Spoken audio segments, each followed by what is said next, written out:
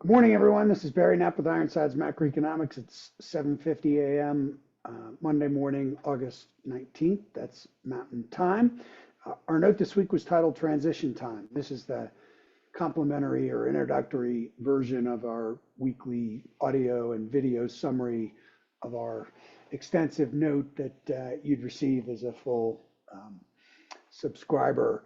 Uh, there were another number of sections to the note. We went through another element of the market sending a clear signal that we're transitioning from a period of disinflation to a period of weaker growth. And we discussed dispersion trading and the spike in the VIX. That's actually contained in the part of the note that's outside of the paywall. So we urge you to all go and take a look at that. In essence, dispersion trading is being short index vol and long individual equity vol, because the way it's normally executed, it means you just buy equity vol in the biggest names. In essence, the traders were implicitly short all the smaller economically sensitive names. So like the yen, this was really all about the weaker or deterioration in the labor market data and the growth outlook that caused this big market disruption event.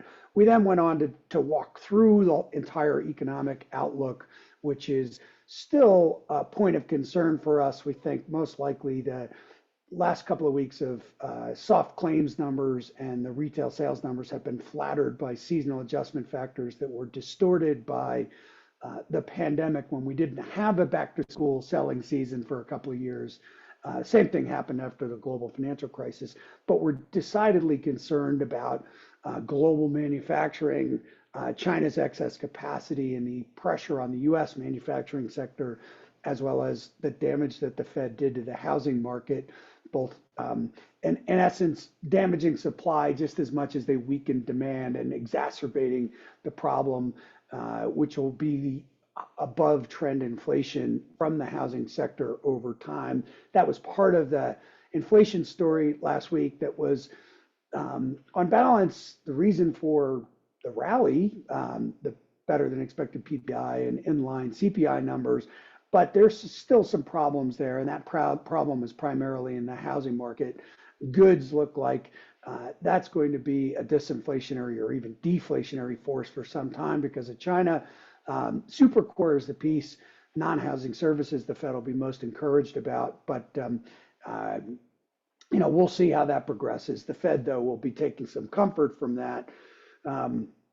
So when we think through this entire inflation outlook, we don't think we're going to settle down to 2% inflation. We think it'll run at 3%.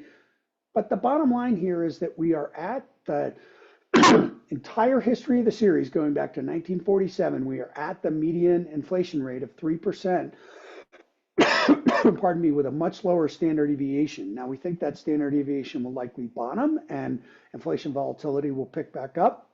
But nonetheless, the Fed should be not focused on this. They should be focused on the labor market. We think that will come back into focus this week with the first estimate of the annual benchmark revision on Wednesday, which is likely to show something close to 1 million fewer jobs created in the year ended March.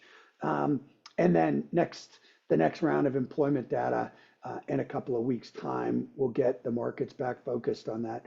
You can see from, if you're looking at the video version of the chart, we've got a chart up showing the great inflation, and it's a little bit of a busy chart, but we show how increased healthcare spending, then attempting to tax our way out of it, then using wage and price controls under Nixon led to this explosion of inflation that created the 73 to 75 very sharp recession at the time. We're seeing a return to that playbook. We heard all about wage and or price and rent controls last week. By the way, this was very successful political policy for Nixon. It led him to a landslide victory, but then inflation exploded. So this is not good economic policy.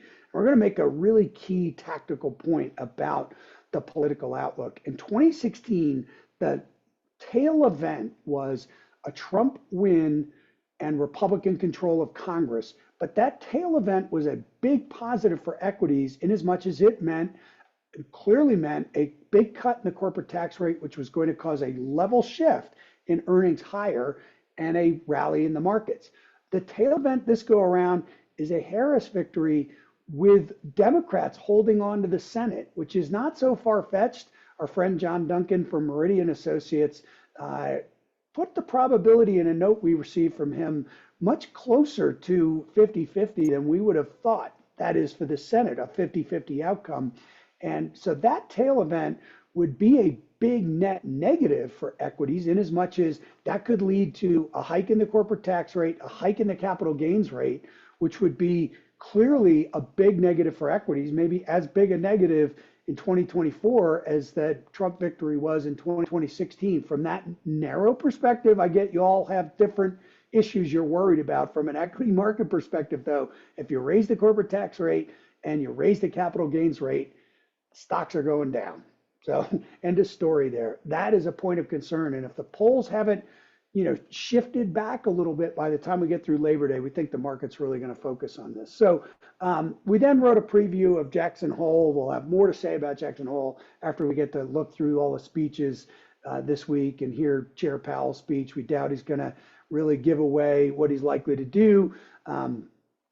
Former New York Fed President Dudley wrote an excellent editorial in Bloomberg last week, and we went through the details of that. And we've got our differences with Bill on all this, but he had some very good ideas, and Bill's a very smart dude.